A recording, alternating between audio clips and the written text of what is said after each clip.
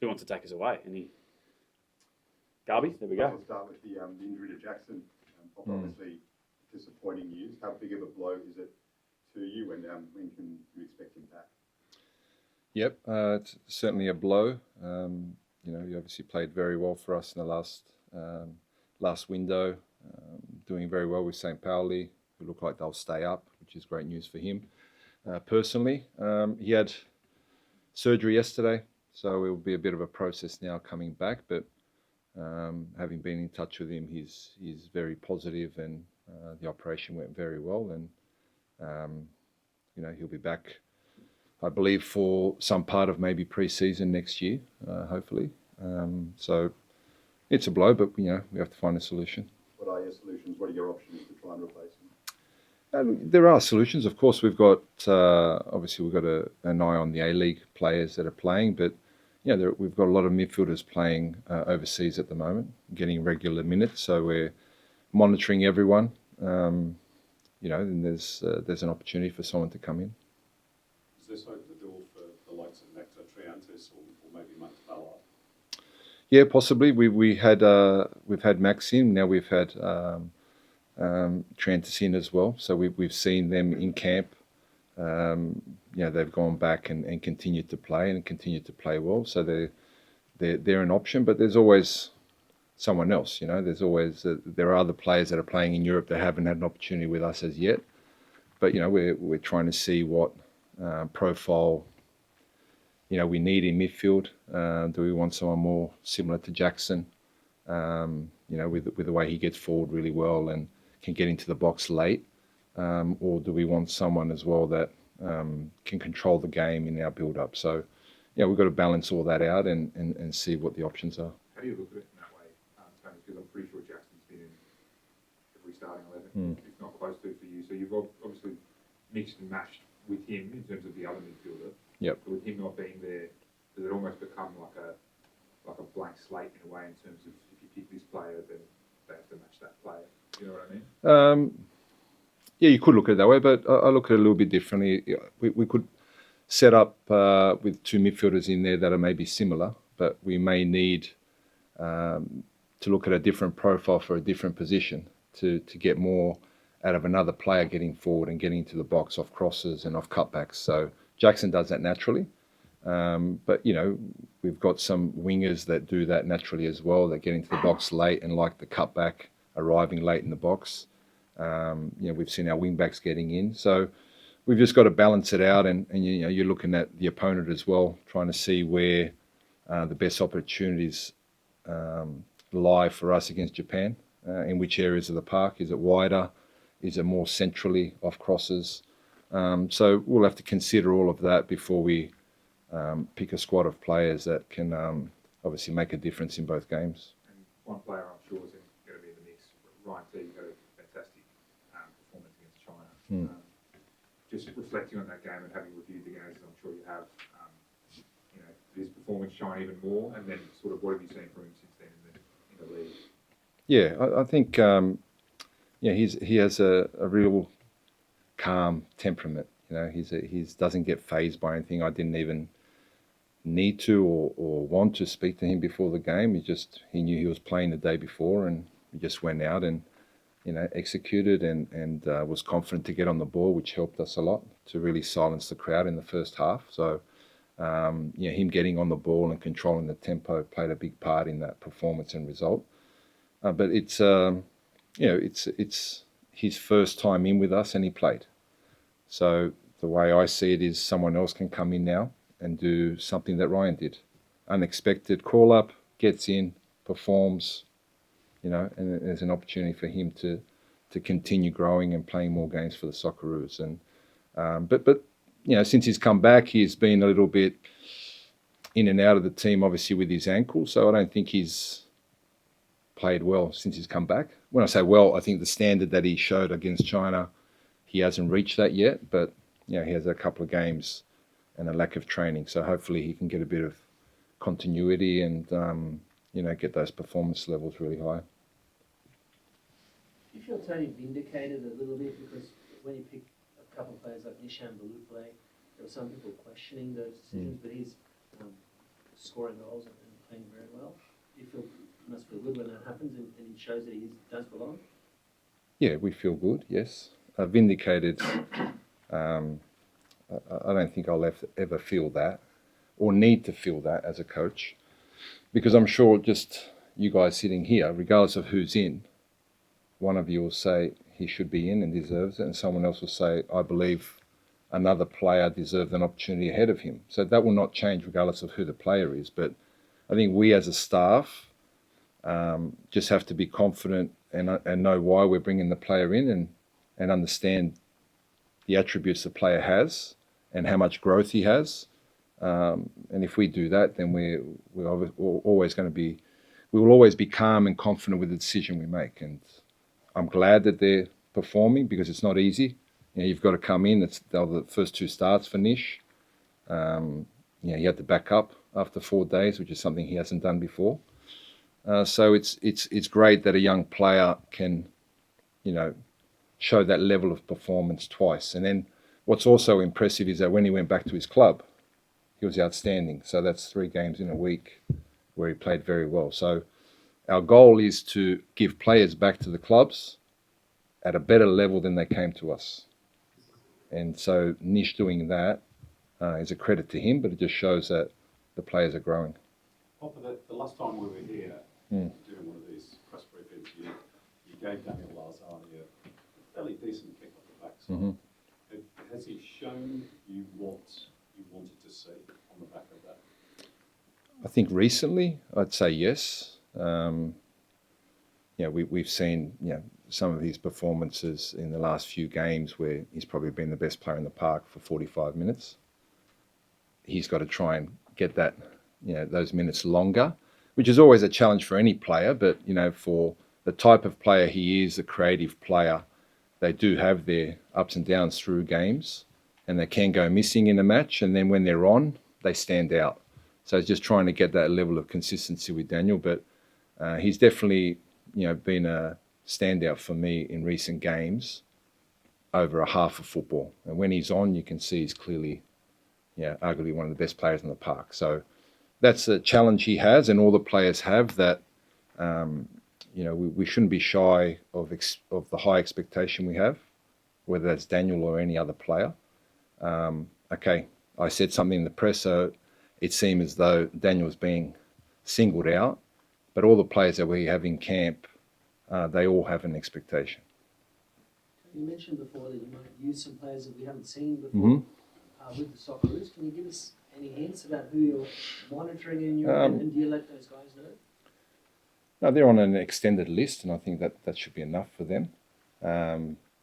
It's not just the A-League. We watch the A-League closely, and I know there's a lot of interest from everyone here in the A-League players, because we see that regularly, and you guys see that on a weekly basis. And part of that is, in one respect, our fault as well, because we're giving A-League players an opportunity. So then you're constantly talking about anyone that plays well. You guys are saying they should be a Socceroo. But part of that is because players that have been given a chance have actually done a great job. So I understand that. But that's great for our game. That's great for our league. There is a lot of talk about our younger players and players that could be Socceroos. And the ones that have had a chance are proving that they can do it. So that's great in terms of our league. But there are also players overseas that maybe they're not spoken about as much, that are playing regular football and doing a good job as well. So, we're glad that we have an A-League to cover where there are possibilities and players that can come in and do a great job. So we want that to continue. So we're constantly monitoring all of our players, whether it's here at home or overseas. So I wanted to ask about Garang Kuol. I know he's not playing senior football, but he's playing regularly for Newcastle's under-21s, I think it is, doing really well. Is he on your radar again, considering what he's done in the past? Where does he fit in the scheme of things? Yeah, we're monitoring him. We've seen some of his games that have been visible recently in the under-21s. He just needs consistent football. The level can sometimes be deceiving, of course, but for any striker, when they're scoring, they're confident. So regardless of the level, he's scoring goals, and he seems to be a lot more confident in the field. And when you see him in and around the box, you can see there's a clear focus and confidence about him when he's dribbling a player, which maybe we haven't seen for a while. But that also comes with match fitness, that he's playing more regularly. The body and the mind can handle 90 minutes of football. So, yeah, it's an area of the park we're always looking at. We're always looking for someone to come through in that area that's scoring goals regularly, that's playing at a high level regularly. So hopefully this will help him get a move somewhere, where he will then have the challenge of getting into a team where there's points on the line, and there's constant pressure.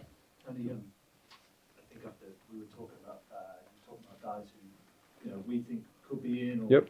that opinion divided on certain players. How did you appreciate when the last squad was announced? There was Milanovic, Botic, Segecic. I think they all did celebrations, signaling with the phone. Did you appreciate that, or was this part of you which was like? It's different times. Yeah. I'm not sure I would have done that. I would have been very... You didn't score as many as those. True. Well, that's true. But I may have performed well enough to think I should be in, but I wouldn't have had the confidence to do that. So when I was playing, we had players, we all had personality, we all had confidence, we all had a belief, and nothing would waver that. I feel we've probably lost a lot of that. These boys have just, for me, shown they've got some personality, which is great. You've got personality, you've got character. You're not afraid to show that whatever it is it a message for me, or I don't know, whatever it is, that's fine. Then you've just got to back it up. You want to be like that, great, fantastic. But then you've got to be the best player in the park every week. And that's the challenge that they've got. Do you feel those boys have shown you enough of that this year? Well, the goals show that they can score. And they're becoming more, I'd say maybe more consistent. If you have a look at the boys you mentioned, apart from Nicolas, I'd say the other two, maybe this is their first year, full year, and Segecic is only now starting to play from the start. Botic has been playing all year from the start, and and he's been in the system for 4 years? It's only his first year as a starter. So I think, I'm glad that they're scoring and they're certainly on the radar. But, their challenge will be next year, can they go to 20 goals? Because although they're scoring, which is great, we don't have a 20-goal striker this year in the league. And if you look at last year, we had 20 goals. We were regularly getting 20, 25 goals. When McLaren was here, he's constantly punching out 20 goals regardless of how the team's going. So that will be a progression for them. But that I believe that's expected. This is their first year. They're doing great. Can they back it up next year and add more goals? And then it might be the next McLaren is here, here in our league. Last one, Vince, we'll go to screen after this one come up. Bigger picture on the league at the moment, not even necessarily a Socceroos coach, but like a passionate Australian football person. Obviously there's some young players coming through. There's often some concerning news that comes out around the state of clubs, and then also, I'm sure you saw the stuff from the APL recently around their salary cap plans and reducing spending. Do you have concerns about the league going forward in any way? Look, those things are always, I don't know, concerning, but always challenging. The financial impact on the game, it plays a part for clubs. It plays a part for whether they have academies. It plays a part for how much they can spend.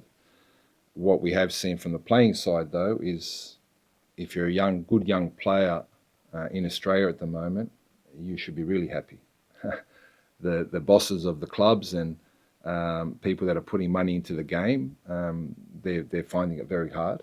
But from the playing side, the young players are really flourishing at the moment. And with the cuts for the salary cap, you can only envisage that getting even stronger. So you could question sometimes the quality of the games, but you can't question young players getting an opportunity. And it will be a long-term game, really, because some of these young boys that will start coming in this year, next year, it's when they get 50-odd games under their belt, we'll really see whether these guys can have a future and can go overseas or get into the Socceroos. So from a playing point of view and a Socceroos coach, I'm delighted to see all the youngsters playing. Okay, so that obviously helps us and helps the under-20s, under-23s, their under-17s. I went to watch the youngster playing at West United, 17-year-old centre-back. So you look at that and, he had a strong game, and so you can see there is a lot of potential out there, and all the coaches are doing a great job with young talent. Joey, we'll come to you on screen. Hi Tony, thanks for your time this morning. Mate, one player that I wanted to ask you about, Alessandro Circati, incredible recovery to return to the bench for Parma. I guess, have you spoken to him, and is there anything in particular that you want to see from him before you consider him for selection in the coming window? Yeah, we have. Paul Ocon will be going to visit him now as well in the next few days to have a really close look at where he's at in terms of his training, to see his level. Obviously, he's at a club that's in the Serie A that's really recently got some great results and look like staying in the league. So that'll be important. The boy's already put his hand up that he wants to be involved, which is fantastic. But he feels he's ready. But we have to consider all factors before selecting him. And we're actually fortunate in this period now. We will have a camp in Abu Dhabi, so there'll be a 10-day window to bring some of these boys like Ale into that camp where we can have a good look at them, where it's really just a training camp. It's not a selection camp. And then we can see what level he's at and whether he can be part of the squad for Perth. You mentioned that camp in Abu Dhabi, not a selection camp. How many players do you envision bringing into that camp to get a look at? Will it just be the squad you'll bring in, or will it be more numbers? No, the numbers won't be so high. I mean, by the end of the camp, the players finish at different times. So we've got some boys that are finishing this weekend. We've got some boys that finish on the 13th, on the 17th. The camp will start around the 20th of May. And then we've got some boys that are finishing up 25th. The Premier League finishes then. So we'll have some boys for 3 or 4 sessions, some boys for several sessions. It's an opportunity to bring some young boys in that are in Europe. The A-League boys, it's hard to determine at the moment with the finals coming up who will go to the boys that go to the semi-finals. Obviously, we won't pick them because that goes through to the 25th of May, and we're only there till the 30th. And maybe whoever misses out on the 11th of May, maybe there are some players that travel to Abu Dhabi. But predominantly for us, that's really a chance for us to get the players together. The ones that finish early May, it's a long time till June 5 to be off. And we will use it as a training camp, bring some young boys in as well. And still at the end of the camp, we will decide what the squad is for Japan and Saudi. Ben, we'll come to you. Just lastly, sorry. We'll go to Ben, Joe, and we'll come back. Yeah, hi Tony, hope you're well. Hi there. Obviously that Perth game coming up in about a month. There's a lot potentially at stake, a potential World Cup spot on the line if it's a favourable result. How crucial is it going to be to master the emotion of that occasion and, what's at stake? Yeah, there's a lot at stake. There's a World Cup qualifying position at stake. But I think that question, whether it's from you or someone else in this room, I think I've had that question before every camp, October, November, March, and now June, whether it's a crucial game or not. I think that all the games are crucial. And so far, I feel we've handled that expectation and pressure quite well. We've got to do it once more if we want to go through automatically. And we just have to. We know it's a challenge. We have to embrace it. We're excited by it. We know we're in a good position, but we're playing the best team in Asia now. And the challenge is, can we put on a better performance than we did in Japan? We had a great result. Can we play better? And that's what I'd love to see happen to show our growth since that match. And just wanted to ask about your views on the striking position. Obviously, you've used a few different strikers, Kusini Yengi, Mitch Duke, Brandon Borrello, and Adam Taggart. Is there a particular archetype or profile of a striker you favour, or is it more kind of horses for courses? I think all those players are different. They have different attributes, all the ones that you've mentioned. You've got to also look at, who we're up against and what challenges that certain players could give them. If you look at Japan, you could expect them to go man-on-man predominantly. And with us wanting to play out, it's quite easy to press off a goal kick or those situations. And what can cause them a problem? Is it a big guy to hold the ball? Is it someone to run in behind and create those one-on-one opportunities? So, they're the different profiles that we want to have more options. So the more players that we have fit and available, scoring goals, the better for us. Unfortunately, a lot of the boys, have been injured or not had enough minutes recently, but hopefully this camp gives us an opportunity to get some players up to speed. Marco? G'day, Tony. Thanks for this. Just from what you were saying just before about the three A-League boys, Segecic, Milanovic, and Botic, the goals that they've scored, now, but maybe next season if they could go up to around that sort of 20 goal mark, I guess there's a chance, or there's sort of a good chance that they all might be heading overseas at the end of the season. Is that something that you want, or would you rather see them stay here for another year and score the 20 goals, especially with the World Cup being next year? Yeah, look, that's a good question, but I think it's not really a blanket response for that because all individuals are different. Someone that's just broken through this year, if they choose to go overseas, it's really the decision is, why am I going overseas? Am I just going to be, a bit part player? Or if I can go overseas where I know the sporting director, the coach, they want to develop me, that may mean you still don't get minutes, but that they really want you at the club. They see you as being future of the club. So those discussions are very important for the player and the agent and the clubs involved. But if that's not clear, then they're doing well in the A-League, and we obviously are showing that A-League players will get a chance to play for the Socceroos. So we can't players can't use that as a reason. I'm going overseas so I can get into the Socceroos. It's proven now that you can be an A-League player and not only play for the Socceroos, that's one part, to participate. The boys that are playing at the moment from the A-League, they're actually making major contributions. So they should be confident that if they decide to stay here and play, they have a chance. And mate, just on Nestory, he has been part of the last two camps we've been playing, I guess, weekly in Switzerland. How have you seen how he's going, and is he a chance to come back this time? Yeah, he's got more of a chance now than before because he's playing regularly. We've been watching him closely. He's been starting a lot of matches. So I think for a young player, for him in particular, it's a really important step. And we'll keep watching him to the end of the year. Unfortunately for him, he goes right up until the end of May. So we can't really bring him into that camp that we have planned, but we'll keep watching him to the end of the season. Adrian? Hey, Bob, I hope you're well.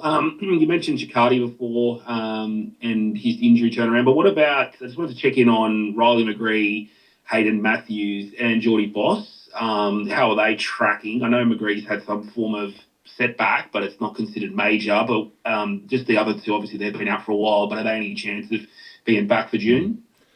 Jordy and Hayden, no. They're not a chance, but Riley, he is a chance. But we just have to, I'd say without this camp that we have coming up, I'd say his chances will be minimal. But with the camp, we have a chance to see for 10 days whether, he can contribute to two very important games and the intensity and the quality that's required. So he's had very limited minutes, keeps getting some setbacks with this injury that he has. He's told us that he's fit. He could be available for their last game this weekend. But, it'll be challenging for him. But, we're we will give him an opportunity to show us what he can do. And but if he's not at the level required due to his fitness, we won't select him. And I guess you've had a decent break now between that last window when you come into June. Just from a mentality perspective, how do you pick up that momentum where you left off? Because, you know, obviously you haven't lost since you got into the job, but just, you know, it was such a great window, but there's a, 3-month break. How do you go back into camp in Abu Dhabi, and then when you get over to Perth and really ramp that up from day dot? Yeah, this gap hasn't been so long, really, because if you think towards the end of March we finished, and May 20 we will have a large group of players together in Abu Dhabi. We wanted the players to leave, obviously, the last window. They would have left confident, satisfied with the position we're in. But we're well aware of the work that we still have to do. And, you know, we're playing Japan, the best team in Asia, and then we've got to go to Saudi, which will be a very challenging game. But, you know, we also have to be confident. We have to embrace what's in front of us, and we want to go into the Japan game prepared with a mindset of winning the match. So we're really looking forward to that challenge. Luke? Hey Tony, thanks for your time, mate. Just can we get some clarification? What is wrong with Riley, and also with Kusini missing out on the last match day squad? That sort of situation with him there trying to stay fit at Portsmouth and being out of contract at the end of the year. Anything wrong with him that he missed out on that last match day squad, or was that just a selection decision as far as you know? As far as we know, he was fit, so that was just selection. But he's had his ups and downs, obviously, this year. Since November, the game against Bahrain, I'm not sure that he's been fully fit at any time. So we've got these challenges with these players at the moment. But like I said about Riley, as you asked, it's a hamstring that he's had the issue with. But he's probably similar to Riley. If we can get him into camp fully fit, then we have 10 days to try and get him to the level required. And if it's not, then we send them back to Europe on holidays and make sure that they're fit and healthy and be available for selection for the September window. And there's just this somewhat, I guess, hopeful narrative doing the rounds that Japan are already qualified, that they won't send a full strength side here, or all that stuff. From what you know of the Japanese mentality of football, their footballers, their football in general, how rooted in reality or not is that, do you think? I'm sure they'll come with a mindset of winning. They haven't lost a game in the campaign. They've been the best team. There's no doubt about that. And we played them, which shows how far they've come. We played them in Japan. 11 players, their first 11 are all playing in Europe. No J-League player made the start. And I'm sure we all agree it's a strong competition, the J-League. So if they do change any players, if some of the J-League players come in, I'm sure they want to prove their worth to the coach, because they also want to go to a World Cup. So whoever plays, I'm sure, will be very motivated to do well for their country, which is what we expect. Last one or two from the room before we call it Can I quits. ask a question about defensively? Obviously, you've got a few issues. Hayden Matthews, you just said won't make it. Yeah. Alex Granty, you selected for the last squad, is out for the season as well.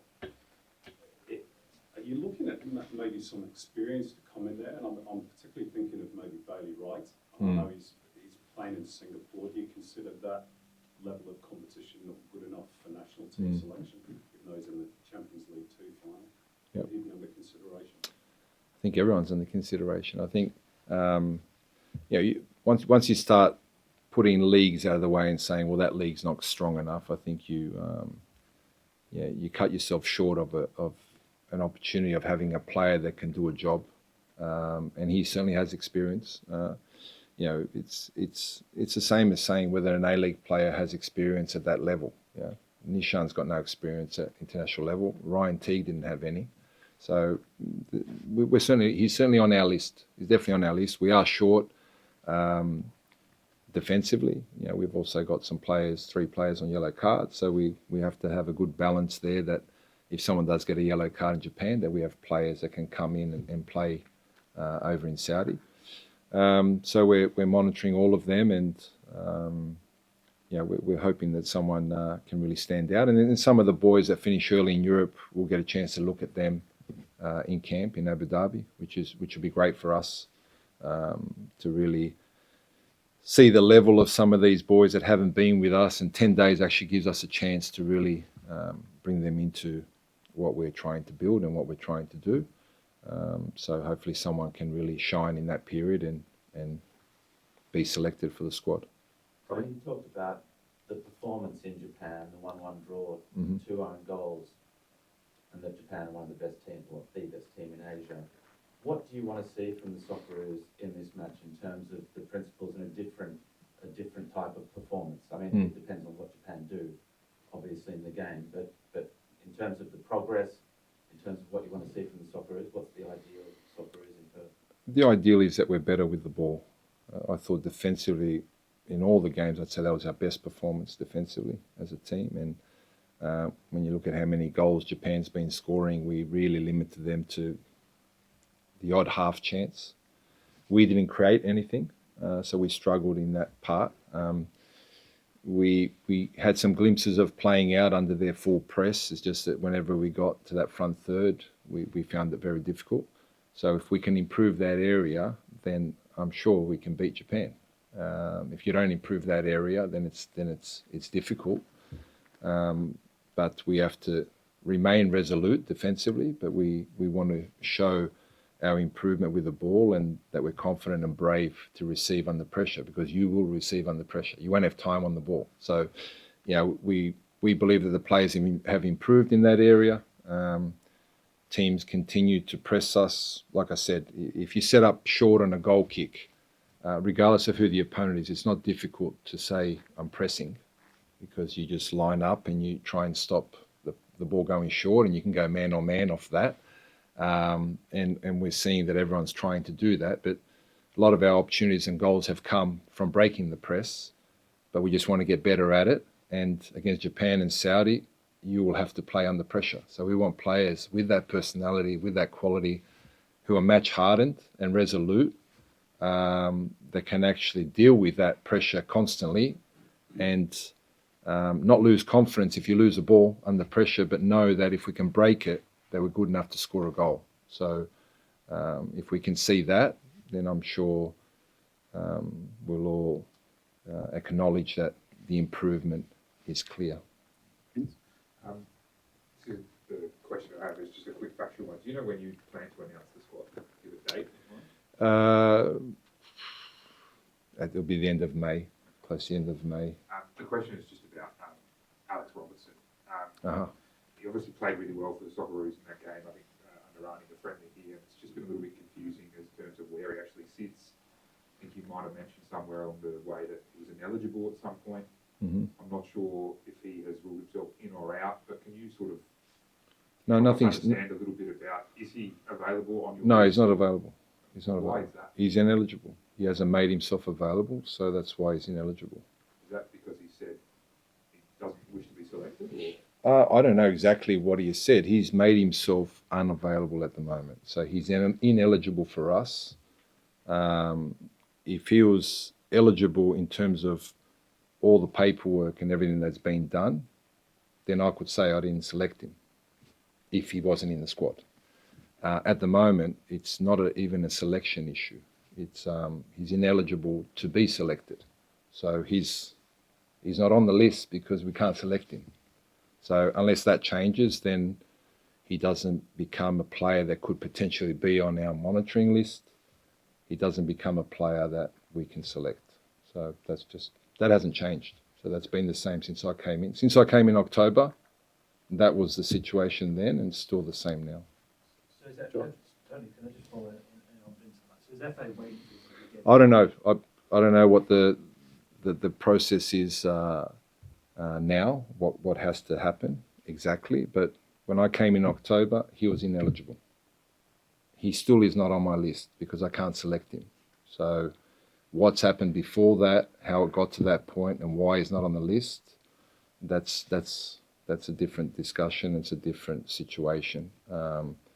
But as the head coach, if he was available, then I could answer your question, why he's in or why he's not in. Last one for you, George, and we'll call it. We talked about Kusini. He obviously came through. Yeah, sorry, I didn't answer that question. Couple of flashes. Yeah. We saw the potential Ghost of Wonders, had a really good season on the move, gets his move. Feels like if you're advising him at his age, what's the best step for him? Because I don't know, he seems to have a lot of soft tissue issues, and it's EFL football is Saturday, Tuesday, more or less every week. Is there a place you think that could suit him well? I think, well, that's something he and his management have to decide. He did very well in League One, so he can handle that Saturday, Tuesday schedule, as you say. The Championship, he's found harder to get minutes and harder to score goals. So it's another level up. Now, they have to make a decision. I'm not sure if the option is to stay at Portsmouth, but he needs to get some regular minutes somewhere, and just be a striker that scores goals. And if he does that, then we all benefit from that. So that's what I would like all the strikers to do. Find an environment where you can play regularly, where you're an important player, and if you're scoring goals, then regardless of where it is, that's something that we're always searching for, regardless who the player is or whether it's for a national team or for a club. Everyone's searching for goal scorers. So, but he does offer something different to any other striker, any potential striker that we have. There's no one that has that frame or body. I'd love him to use it more. I'd love him to impose himself a lot more and actually, basically impose himself on the defenders. And but I think he needs to find somewhere to play regular football to do that. Since I've come in, I don't think he's played more than 2 or 3 games for Portsmouth. So it's very hard to be that type of player if you're not playing regularly. We brought him into the camp. We didn't play him in the first game at all to try and just get him into training, and then he got injured the day after the match. So, he didn't play, so it wasn't from fatigue. It's just from not training enough or not playing regularly enough. He's a big guy. Maybe, the body needs some help there as well.